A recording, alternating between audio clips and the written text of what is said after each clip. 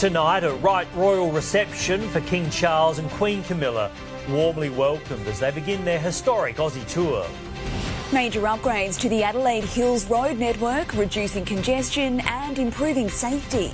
The delicate rope rescue, how emergency crews saved an injured woman who fell into an eastern suburb cellar. 9 News exclusive, we reveal the new subsidies on the way to boost solar uptake for apartment dwellers. And modern meets tradition at the Beta Birdwood as thousands line the streets for a journey back in time. This is Adelaide's 9 News with Will McDonald and Alice Monfries. Good evening. It was the first chance for the public to get a glimpse of King Charles and Queen Camilla, and those that did were delighted. Their Majesties started the day at a church in Sydney, and after the service they took the time for a meet and greet with the Aussie crowds. Out the gates of Admiralty House with a wave, signalling the start of a full day. First stop, St Thomas's Anglican Church in North Sydney, a place of worship not chosen at random. The King's great-grandfather was here nearly 150 years ago. His great-grandfather, as a teenager, laid the cornerstone in 1881. It was a Sunday Mass amongst the masses.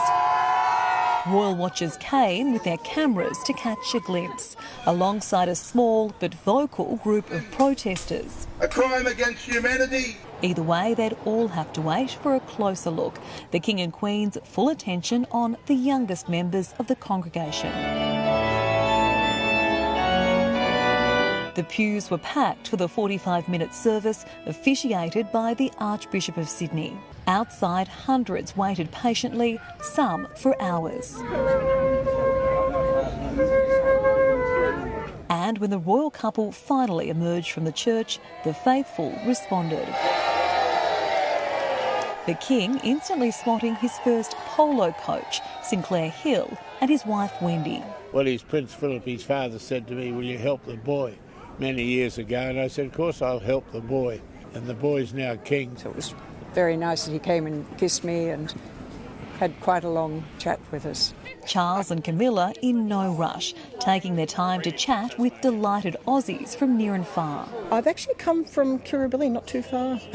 I've flown down from the Gold Coast. Jake Pryor from Scotch College in Adelaide was invited by the Queen herself. We got on a plane at 6 a.m. this morning. A shout out to Mrs Grave, who asked me to wear my uniform. This is the first time the Australian public has been able to get up close with a king on home soil, and regardless of how you feel about the royals, you can't help getting caught up in the fanfare. I wasn't really a royalist as such before, but I really do think they are doing a great job and they're great people, so I suppose I am, aren't I? The time that they gave, the King and the Queen gave to the crowd, the fact that they stopped and they chatted, it was wonderful. Even the Archbishop wasn't immune to a few nerves with the VIP guests in the congregation. Yes, I made sure I said my prayers before anything else happened this morning. At North Sydney, Kate Creedon, 9 News.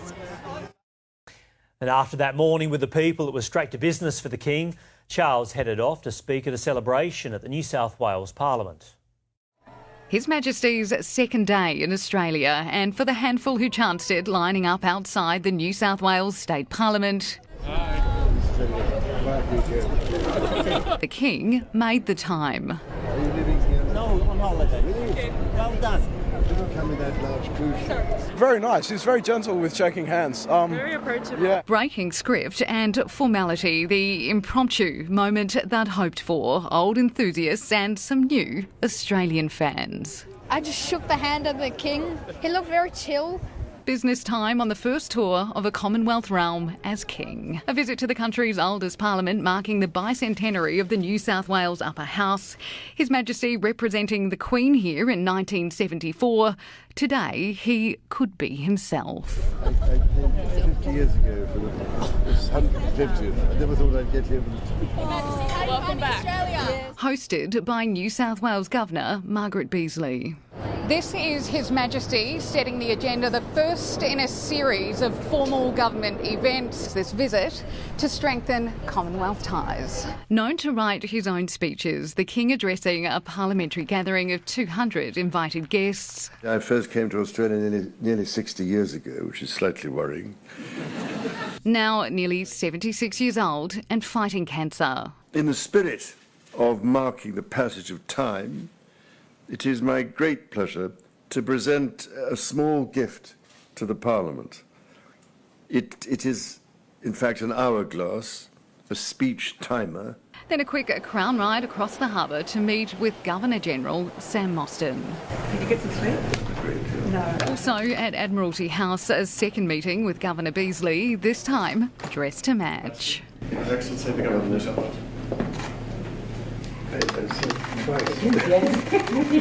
Today was packed but short all over by early afternoon, so His Majesty can rest. But on his much-awaited Australian return, His Royal Highness wasting no time on the ground. Welcome to Australia. Lovely to have you here. So with the sands of time encouraging brevity, it just remains for me to say what a great joy it is to come to Australia for the first time as sovereign, and to renew a love of this country and its people, which I have cherished for so long. Ruth Wynne-Williams, 9 News. And let's go live to Ruth Wynne-Williams at Admiralty House in Sydney. Ruth, it really was a wonderfully warm welcome for the King and Queen today. Well, the duration of this royal tour will be the most the King's been seen in public this year. The man we saw today was relaxed. He was taking it all in his stride. Right now he's inside Admiralty House behind me. He's got prime position over the harbour, and today he certainly did seem genuinely happy to be back. Alice? He certainly did, Ruth. Thank you. And Kate Creedon is in Canberra for us tonight. Kate, what's on the program tomorrow? Alice, the King and Queen are flying into Canberra tomorrow morning, starting the day here at the Australian War Memorial, where the King will lay a wreath in the Hall of Memory. That will be the first chance for the public to catch a glimpse of the royals, with shuttle buses being put on to get crowds into position early. They'll then head down to Parliament House for a reception hosted by the Prime Minister. After that, there will be another opportunity to see the King and Queen in the forecourt out the front. They'll then head over to Government House for a few more meetings before travelling to the Australian National Botanic Gardens, where they'll attend separate engagements before coming back together to plant a tree. So a jam-packed day ahead, Will. All right, thanks for the very latest, Kate Creedon. Designs have been finalised for the major road upgrade in the Adelaide Hills that is worth almost $200 million. The government is promising to ease congestion and improve safety, especially for emergency evacuations in the bushfire season. A race between the road network and the rapidly growing population. There's a lot of infrastructure that needs to be built in one of the fastest growing areas anywhere in South Australia. Designs to transform the freeway gateway into Mount Barker revealed to show how the existing two-way overpass will be duplicated into 3 lanes each, including with dedicated turning and shared lanes. Similar work at Verdun, together totalling $150 million in works from the state and federal governments. If you are heading from Totnes and you want to go down the freeway, it's incredibly difficult. If you are at Verdun, you have one way to exit on the freeway. That will be 2. Upgrades outlined for Mount Barker 2, aiming to make the issues at the key intersection next to Mount Barker High a thing of the past, with work on a $40 million solely state-funded dual-lane roundabout beginning early next year, expected to serve around 31,000 vehicles a day. And hopefully we can see the duplication of the bridge behind me begin relatively soon by the end of next year. It's not just to ease freeway congestion as population in the hills continues to climb, but to clear the way for emergency services in the country, making every second count while on these roads. We have had a couple of instances, and the biggest concern is the people that panic.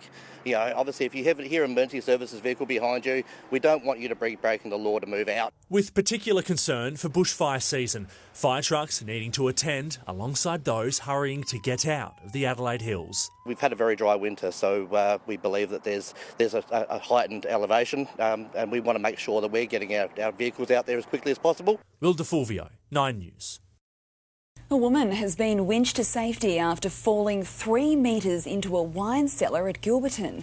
Emergency crews were called to Gilbert Street just before 8 this morning, where the 45-year-old dropped down a manhole into the room below. It was quite obvious she was hurt.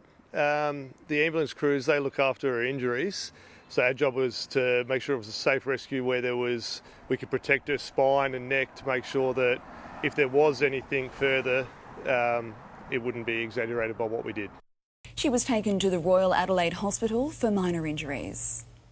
An elderly man has been rushed to hospital after the RV he was driving crashed into a home at Windsor Gardens. Emergency crews went to Riverglen Drive around 1 this afternoon. Minor damage was caused to the house. Investigations into how the crash happened are underway. A worker's being threatened with a knife at a Valley View service station. Police raced to the Shell petrol station about 8:30 last night, but the offender had already fled the scene with stolen cash. The male suspect is described as being in his late teens, wearing black clothing. Luckily, no one was injured. Australia is a world leader in rooftop solar, but for the 3 million Australians living in apartments, it has been out of reach until now. 9 News can reveal new plans to get rooftop solar onto unit blocks as both sides of Parliament weigh up new subsidies for households. On Sydney's harbour, this old building is charting a new direction for cost saving, bringing rooftop solar to apartments. Australians living in apartments have been left behind the rooftop solar revolution. A new report from Solar Citizens tonight calling for government support assessing unit blocks for solar, electric vehicle charging and batteries. With apartments, on average, we're able to reduce energy costs by around about $38,000. So that's a real saving for people, specifically when cost of living is such a huge issue. And the Goldsborough building proves it can be more. The installation of 391 panels, turning a $44,000 a month power bill down to $7,300 a month, meaning the project's broken even in 3 years. The building has had an old hot water system. The cost savings is incredible. One prospect is increasing the requirements of new apartment buildings as cities expand up and out. An owner-investor just wants to maximise their rental yield, so maybe they're not as interested. And advocates argue as bills go down, values go up. If I had my way, I think we'd have solar panels on every single roof of every single apartment building and, every building in the whole of the city of Sydney. Australia is a world leader in rooftop solar uptake. Tonight, both major parties working on election plans to lower the initial cost. If we can do something that supports households to deal with the costs of the energy transition, of course we're considering all matters relating to that. Even with batteries, base power will be needed, likely through gas or nuclear. For the price of one nuclear reactor, you could actually put solar and batteries into all 84,000 apartment buildings across New South Wales. What we're asking the government to do is to provide subsidies to enable them to get access to cheap, clean solar, electric vehicle charging and behind-the-meter batteries. Charles Croucher, 9 News. A stolen car has been destroyed by fire near Port Lincoln. Firefighters raced to Kennedy Drive at Duck Ponds to stop the blaze spreading to nearby scrub. Country Fire Service crews were alerted to the fire just after 7:30 this morning. Police believe the vehicle was stolen from the Port Lincoln area overnight.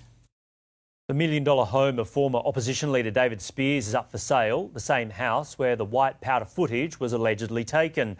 The Kingston Park house is on the market and expected to sell for around $1.5 million. These images were reportedly taken on June 30, but immediately claimed by Mr Speers to be a deep fake. Last week, he sent a formal resignation letter to Parliament and continues to deny the allegations against him. Mr Speers is due in court for separate drugs charges on November 15. Almost 100,000 spectators have lined the streets for the Bay to Birdwood. And the addition of the ultra-modern Tesla Cybertruck was pretty popular among motoring fans who wanted to get a look into the future. Driven by passion. Nearly 1,600 cars rolled out of Barrett Reserve at West Beach, the old meeting the modern. I'm not buying one of them this slow. All strapped in for the 67-kilometre journey.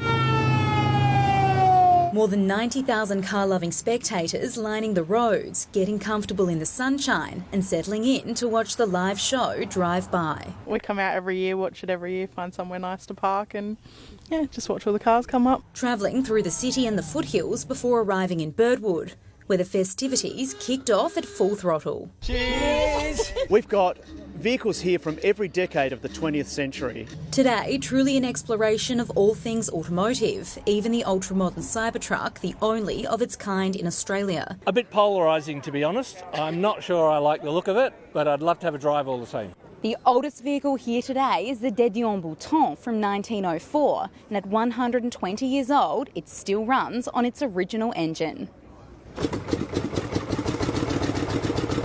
Almost entirely original car. So my grandfather found this car in 1934 and it had a flat battery and nothing else wrong with it. Fashion on the fields also represented many different decades, but even the most glamorous outfits were still upstaged by the vehicles, adored by young and old. I like old cars more than new cars. April Cretan, 9 News.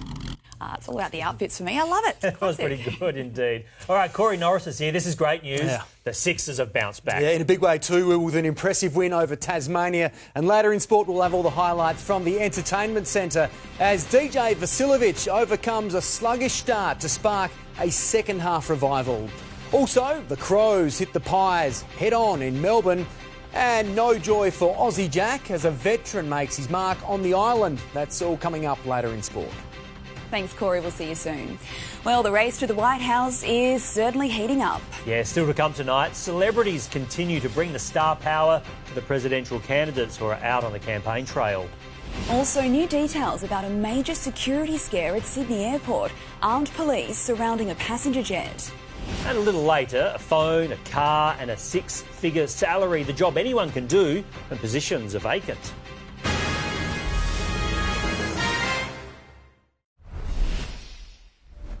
A driver has blown more than 6 times the legal limit in Davern Park after crashing their car on Haighesbury Road around 10 this morning. The driver, a 35-year-old woman from Elizabeth South, recorded a blood alcohol reading of 0.324. She will face court at a later date. Passengers on board an Air New Zealand flight that was grounded at Sydney Airport say they had no idea there was a security threat until they saw it on the news.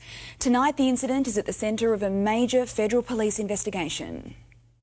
The Air New Zealand flight from Wellington isolated at the end of the runway with 154 passengers on board. We were just sitting on the tarmac for like an hour and then we were told there was a security incident at the airport. But then it seemed like kind of weird because we were like quarantined on the corner of the runway. Some passengers telling Radio NZ there had been a bomb threat. Certainly the view outside the window backed that up. We weren't feeling scared until we had a look at Googled what was going on. Okay. And then saw all the ambulance and the police outside. So it was a little bit, that was the intimidating part. Dozens of ambulances and fire trucks raced to the scene and heavily armed tactical police took up positions. There was no cabin announcement. Some passengers found out they were at the centre of a security scare by watching live news reports on their phone. I said, oh my God, this is our flight. And this is why we're sitting on the runway, because it just said there was a security breach. After an hour, the plane moved closer to the terminal. As passengers were allowed to leave, their carry-on bags were given the once-over by sniffer dogs. While it had the hallmarks of a bomb threat, all federal police are saying is that they made a thorough search of the aircraft, the luggage and the passengers, and that nothing suspicious was found. Air New Zealand has apologised for the inconvenience, saying the safety and security of passengers and crew is our utmost priority. A security threat which at least demonstrated the readiness of emergency services. Mark Burrows, 9 News. An Australian man has been arrested in Milan, accused of being involved in a global cyber scam that defrauded elderly victims of nearly $46 million. The 44-year-old had been wanted by US police for more than 3 years and is expected to be extradited there shortly.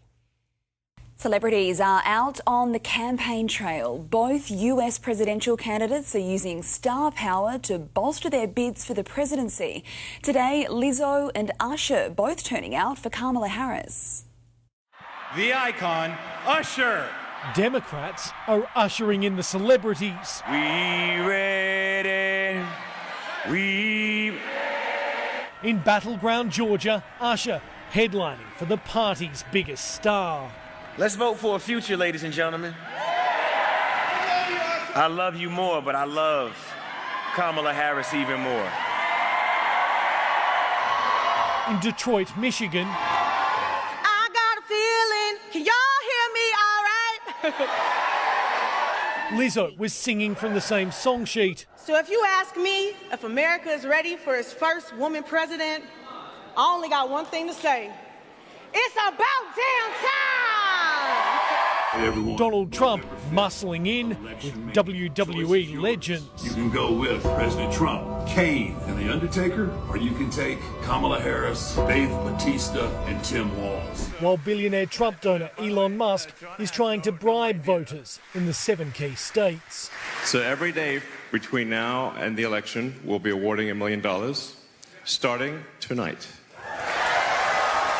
The former president rallying in Pennsylvania, a state that could ultimately decide the election. Everything they touch turns to... Polls consistently show this to be one of the tightest election races in modern American history, and it has some analysts looking back on one of the most controversial more than 20 years ago, when the Supreme Court put an end to recounts in Florida and the Bush-Gore election. 537 votes decided the race. Fully expect Trump to contest the results if he's behind. Democrats have not ruled out contesting results as well. I think the stakes are that high for both sides right now. And both say the future of the country is on the line. In the United States, Jonathan Kersley, 9 News. A new campaign has been launched to get more young people volunteering in crucial community roles. Volunteering numbers suffered a sharp drop in 2020 at the start of the COVID pandemic, and they haven't recovered. The Hanging Out to Help Out campaign was launched today at the Glenelg Surf Lifesaving Club. It is targeting 15 to 18-year-olds. Volunteering is also super empowering for young people. As a volunteer, we're judged for our skills, not for our age. We haven't seen those numbers recover to pre-pandemic levels. This is particularly in the case of young people formerly volunteering. No doubt it can be very rewarding. The campaign runs until June next year. There's been plenty of sunshine to bask in this weekend, hasn't it been gorgeous? It's been wonderful. I rode the motorbike today for the first time in a while. All right, Chelsea Carey, it's warming up even further tomorrow. Well, it really is going to feel quite summery. It certainly has been a great weekend for getting out and about. Today we've seen mostly blue skies across Adelaide. There has been a little bit of high cloud around at times, but still mainly sunny conditions. We had a top of 25 degrees this afternoon. It's been lovely here by the coast, of course, with the longer daylight hours. People are really making the most of the mild evenings, and no doubt tomorrow it will be popular here too. Temperatures are set to soar, and the CFS has just issued a fire danger warning out west, so that's how you know it's really heating up. I'll have the full weather details a little later. Will? Oh, looking forward to it. Thanks very much, Chelsea. In the news ahead, an assassination attempt on Israel's PM. Benjamin Netanyahu's angry response, blaming Hezbollah and labelling their actions as a grave mistake. We'll have the latest on the Middle East crisis next. Also, Hoons film themselves at 200 k's an hour, then brag about it. See the outrageous video next. And Indonesia officially welcomes a new president. 9 News, brought to you by Hyundai. Have you tried it? Now you can.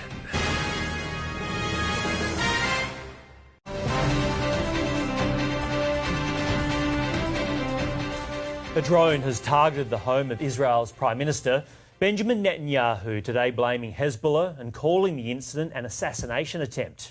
The IDF continues to capitalise on the death of the Hamas leader, today releasing video that shows him moving his family into Gaza tunnels hours before the October 7 attacks.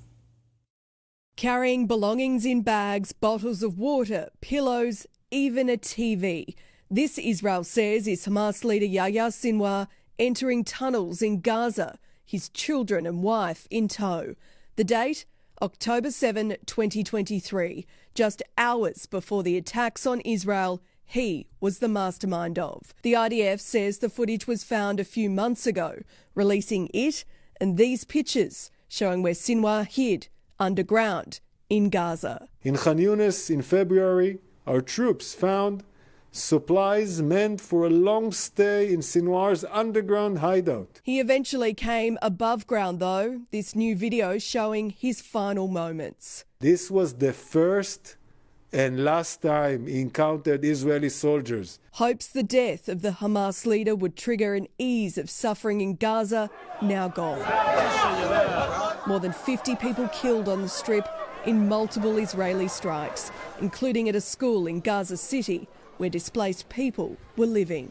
Israeli aircraft dropped leaflets to Palestinians showing a photo of Sinwar dead with the message, Hamas will no longer rule Gaza. A deadly day in Lebanon too, as Israel continues its war on Hezbollah, who is being blamed for an assassination attempt on Prime Minister Netanyahu. A drone launched towards his home in the coastal town of Caesarea. No one was injured. Netanyahu releasing a statement warning, the attempt by Iran's proxy Hezbollah to assassinate me and my wife today was a grave mistake. We're going to win this war. So will something deter you? No. But a supposed US intelligence leak may impact Israel's plans to retaliate against Iran. Highly classified documents detailing Israel's military preparations for a strike circulating online. America now investigating who had access to the Pentagon documents. In London, Jessica Millward, 9 News. At least 7 people have been killed in a freak accident in the US state of Georgia. Crowds had been gathering on Sapelo Island for a cultural festival when a ferry dock collapsed. At least 20 people were dropped into the water. Local authorities have no idea what led to the incident. Close to 200 prisoners of war have been released in the latest swap between Russia and Ukraine. The United Arab Emirates acted as a mediator, securing the freedom of 95 servicemen on each side. It was an emotional homecoming for the Ukrainian soldiers, embraced by loved ones while draped in the national colours. Speeding drivers are using tunnels as their personal racetrack, horrifying road safety authorities. The Hoons then posting their dangerous stunts to social media. It's the latest video from a culture that celebrates street racing. The creator claiming these are stunts by professional drivers in controlled conditions. Donuts on suburban streets in Western Sydney don't seem all that controlled. And here, even racing in a new motorway tunnel. Holy we got big Crash in that environment is always going to be catastrophic for the people in that vehicle, but also for others who are travelling in the tunnel who are likely to be innocent victims.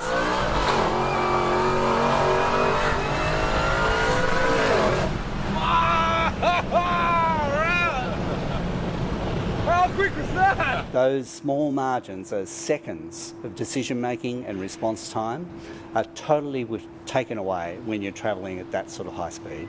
And it seems even the tunnel's speed cameras are a joke to them. Another Mexican camera coming up. How do you know? You just know. If you know, you know. Authorities warn there are other tunnel surveillance and detection systems, data they share with police, who say they specifically target dangerous and irresponsible road behaviour. Eddie Meyer, 9 News. Indonesia officially has a new president. Prabowo Subianto sworn in today. The 73-year-old swept the February election, securing nearly 60% of the vote. Prime Minister Anthony Albanese was due to attend his inauguration ceremony, but had to cancel due to a clash in the diary with the royal visit. The death of his former One Direction bandmate has prompted singer Zayn Malik to postpone the US leg of his tour. Announcing the decision on social media, he described the loss of Liam Payne as heartbreaking and said the concerts will now go ahead in January. Very sad indeed.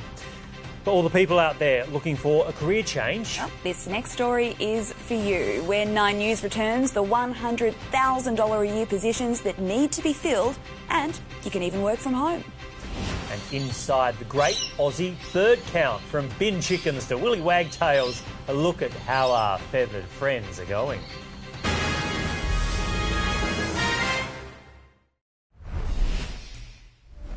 For the past week, tens of thousands of people have been craning their necks to the clouds to tally up what flies past.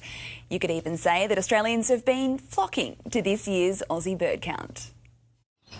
It is Australia's largest project in citizen science, keeping eyes to the skies to count what flies. An annual snapshot of the state of Australia's birds in the places where people live. For the last decade, the Aussie bird count has helped provide early indications in avian numbers and health. The bolder, bigger birds, regular chart toppers. Like rainbow lorikeets, noisy miners, magpies, cockatoos, they're doing really well in our towns and cities. But the survey has also noted a worrisome decline in smaller garden birds. Even the common willy wagtail, they do a really great job at pest control. We're seeing them drop out of many locations. And the survey helps monitor unexpected population increases, i.e. the white ibis, aka the bin chicken. That's me. The ibis came in because there was no water for them in their natural breeding areas of the Murray-Darling Basin. In the couple of years since the big drought, when we have had wet years, it seems that the ibis have stayed. It really shows that our urban environment is connected to our overall environment. The boss still ticking the boxes while sitting in the backyard having a chinwag with me. 7 different species in the few minutes we've been talking, a total of about 35 individual birds. We want to make sure that our cities are as optimal a habitat for as many birds as possible. Mike Dalton, 9 News. You'll have heard of Border Force workers, but there's a crucial job helping protect Australia that's not so well known. It's a role that comes with a sweet salary but is facing a worker shortage, which those in the industry are hoping will be overcome. As an island nation that relies on imports to keep it moving, there are people protecting our borders behind the scenes you may have never heard of. A lot of the time, people don't actually know they need a customs broker until they need a customs broker. Tasked with navigating complex customs regulations, ensuring compliance and helping businesses avoid costly delays and penalties, customs brokers are the gateway to bring everything from cars to food and furniture in from overseas. To help clear those goods and get them through customs and work out what duties and taxes and quarantine requirements apply on those goods. So it's actually, pretty crucial. But only 1,551 people are licensed nationally, so the problem solvers are facing a problem themselves, with more than half of those over 50 years old or heading into retirement age. It's an unknown industry. If we have a shortage, it's going to put a massive problem on the cargo coming in. It'll impact everybody. Those in the industry crying out for the next generation to fill the gap with an attractive salary. You're sitting on, 100K with a car, super, phone. And it's a job you can get by doing an online diploma of customs broking course, which takes 2 years to complete and costs under $3,000. These are jobs that can be done working from home too, so there's a lot of flexibility as well that goes with it. We've got a lot of hats that we have to wear, constantly educating yourself to make sure that you're ahead of the curve and that you're stopping those things that we don't want in Australia from entering. Kate Lamb, 9 News. Sports next with Corey, Norris, and Corey, a gutsy comeback for the 36ers. Yeah, it wasn't looking good early, Alice, but they certainly flicked the switch after half-time, and we've got all the highlights next in what was a fiery encounter that saw Monfries Harrell finally meet his match. Also, South Australia's Henry Hunt smashes a century in swashbuckling style, and Tim Tszyu flattened in Florida. Can he save his boxing career?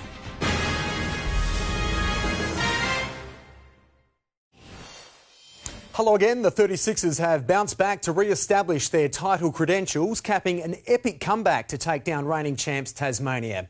Despite a sluggish start, it was captain DJ Vasiljevic and superstar Montrez Harrell rallying the troops for a statement win.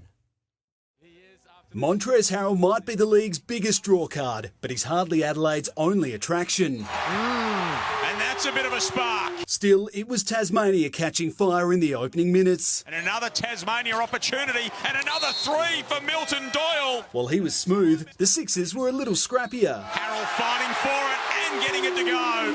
Trez looked like turning it on, feeding off the frenzied crowd, but even with an extra spring in his step, he soon met his match at the rim. Harrell came up with it. Oh no! Magnay says absolutely not. what? That moment in some ways summing up Adelaide's opening half. Unable to buy a basket, at least until after the main break. Here's Morton! Welcome to Adelaide, Jarrell! And while the coach was far from satisfied, The terrible call! his team was finally starting to find their groove. DJ from deep. Finally got one to go! That the first domino, but certainly not the last. Got to get it up. DJ does and gets it down! Naturally, one man in particular was itching to get in on the party. Across the lane. Gets the roll. It's all coming up Adelaide. Harrell eventually icing the cake to complete the comeback and keep the rest of the league firmly on notice. Will Crouch, 9 News. Well, the Crows have solidified hopes of a top 4 finish with a 43-point win over Collingwood. A bit of pre-game drama with a burst water pipe threatening to delay the start, but once the ball was bounced, it was a pretty one-sided affair. Chelsea Randall didn't blink in this big head-on collision, but she shrugged it all off to ice the cake in the final term.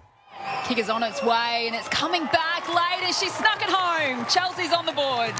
Now, the Crows have jumped up into third spot ahead of Friday night's clash against the top-of-the-table Kangaroos. Well, a century from opener Henry Hunt has given South Australia a solid start to their Shield clash against Queensland in Brisbane. Hunt found the boundary 13 times in his unbeaten knock of 130. Goes the Tonk there. That will bring up his century with a big 6 over the, not just the rope, but over the fence. At stumps, the South Aussies are 7 for 289 in the first innings. Well, Tim Zoo's boxing career is at a crossroads tonight. The Australian suffering a devastating second straight loss. Zoo was dominated by Bakram Murtazaliev in Florida, knocked down 4 times before his team threw in the towel. Pre-fight family time. It's clear, isn't it, just how pumped he is to be here to support Tim. Dad Kostya ringside for the first time since Tim Zoo's debut in 2016. Tim finding out it's hard to live in a legend's shadow. These guys are trading leather. Oh! Down goes Zoo, and the eyes don't look good. Zoo Jr. belted by Bakram Murtazaliev. Oh, down goes Zoo. Knocked down 3 times in the second round. How is he still up, Tim Zoo? He's not now. A doctor gave Zoo the all clear ahead of the third. The Aussie may have wished he didn't. A performance. Oh, that's a big one. Zoo on the canvas for a 4th time. His corner had soon seen enough. Zoo, as the towel comes in, it is over, the unthinkable. The IBF Super Welterweight title fight over inside 3 rounds. The Russian retaining his belt with a brutal victory that leaves Zoo facing an uncertain future. If things didn't go to plan, the better man won tonight. No excuses right there. Every time I step in the ring, I'm willing to die in here, and this is the reason why I do it. Tim's dream of conquering the world like his father, over for now. The road to another title fight will be long and will likely have to start back home. Boxing's not meant to be perfect, so you live and you learn, right? Luke Davisi, 9 News. Yep, brutal. Well, a big win for Ange Postecoglou's Tottenham, beating West Ham 4-1. Spurs conceded the opening goal, but dominated after that to move into 7th on the Premier League ladder. A big upset in the title race. Arsenal suffering its first loss of the season, 2-0 to Bournemouth, while Manchester United came from a goal down to defeat Brentford 2-1. The comeback kick-started by a stunning volley. Well, Marc Marquez has wound back the clock to take out the Australian MotoGP, but he suffered an almighty scare that almost cost him the race. It was possibly the worst start imaginable for Marc Marquez. It's lights out and we are racing in Phillip Island. Huge wheel spin. Just look at the smoke that pours off that rear tyre. The 6-time world champion slipping back to 7th place after a dramatic wheel spin on the start line. Although this 31-year-old wasn't giving up just yet. When do we start queuing up the Jaws music for Marc Marquez's charge back through this pack? From virtually nowhere, Marquez was back in the hunt, all the while his competitors were slowly dropping off. Finally came the Spaniard's chance, and with just 3 laps to race around the island, it was all or nothing. Marquez is going to send in out the inside and forces Martin to give way. He made it stick, holding on to win his 5th Australian MotoGP title. I thought that in one time was impossible to catch Martin, but super happy for that victory. Jack Miller improving from 16th to 11th in his home Grand Prix. We just couldn't win a trick this weekend, but it is that way sometimes in racing. we'll be back next year, and hopefully we'll get that yummy singing around here. More success for the Aussies in the Moto 2 category, with Senna Aegis bagging his first ever podium. It's not been the easiest of seasons, and to get my first podium today, I'm actually a bit emotional, so I just can't believe it, honestly. And while everything went to plan on track for the Aussie, his celebration wasn't exactly to script. On the wet grass he goes. Trent Neese, 9 News. Well, Oscar Piastri has some work to do in the US, with the Aussie's frustrations laid bare as he qualified 5th for tonight's race. Mercedes star George Russell was on track to set a good time before crashing out. And a big moment off the road for George Russell. George Russell in the Mercedes finds the barrier. Piastri's teammate Lando Norris will start from pole, while earlier in the sprint race, Red Bull's Max Verstappen took the win. And finally tonight, the Ben hosted the quickest time in Australian drag racing history, with Phil Reid sending 15,000 fans into a frenzy, getting his top fueler down the track in 3.72 seconds.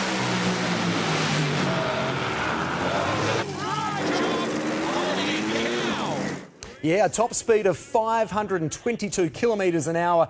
It was the highlight of the Spring Nationals at the Bend this weekend. A big weekend for motorsport, wasn't it? 500, yeah, I don't. You did well to control it too. I don't know what that would even feel like in that car. Corey, thank you. 30 degrees tomorrow. Alice, certainly a taste of what's to come. Yeah, bring on summer. Chelsea has the forecast next. First, though, a look at tomorrow's speed cameras. Wake up and laugh with Adelaide's #1 breakfast show. Rudits and Loz tomorrow on 104.7 Triple M. For the latest Adelaide news and traffic.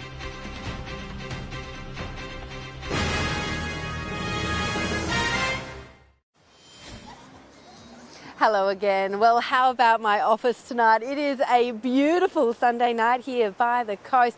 Really calm conditions at the moment, just listening to the waves roll in. It is going to warm up further tomorrow, so maybe tomorrow night you can head down here with some fish and chips. At the moment, it's sitting on 21 degrees. Our top today was 25 on the dot. So sunshine right across Adelaide, warmest in the northern suburbs, reaching 28 at Mawson Lakes and Elizabeth. There was a little bit of high cloud around at times, but still mostly sunny conditions. It was a little fresher along the coast here with that sea breeze, 21 at Glenelg. Now dry right across the state with top temperatures generally above average for this time of year. Port Augusta topped 31 this afternoon, Clare 25, 25 as well at Murray Bridge and 21 on Hindmarsh Island. Now taking a look at the charts, and temperatures are on the rise. Winds will shift more northerly tomorrow, fanning heat across SA. They'll be strongest out in the west with a trough of low pressure moving in. If you're travelling interstate, a dry 25 for Melbourne tomorrow, blue skies and 24 in Canberra, a possible shower in Sydney with 21, and warm sunshine in store for Brisbane, warming to 28 degrees.